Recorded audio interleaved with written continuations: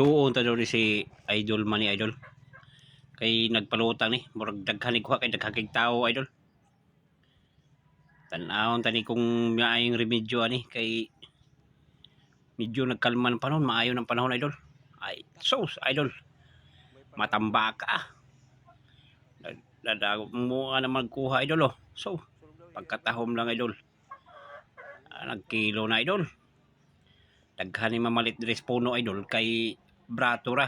Kay kung maka display na ni sa merkado, mahal na. Oh, lapuntik Idol. Lami kay ihawon. Delikado lang daghanon kay makaigit Idol.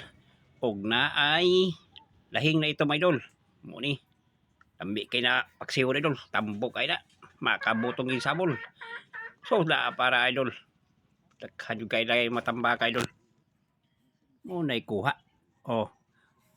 Dili gidalo na si Manny Idol. Manghatag na siya oh. Kanaw. Panghatag na Idol. Basta mo apiki lang gana. Manghatag na siya.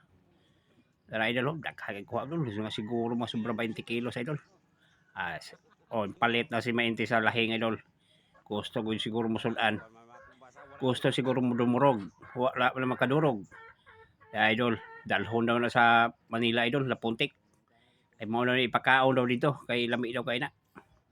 Ignorante daw mga tao na Idol. Idol oh. Init tayo panahon, kalmada na Idol. Salamat sa Diyos na maayon ng panahon. Pero Idol, makalaod ang putaan ni Idol. Tinaw na kayong dagat Idol. Pero Idol, salamat sa inyong pagtanaw sa akong video. Thank you very much mga Idol. God bless. Happy Saturday. Thank you. Thank you.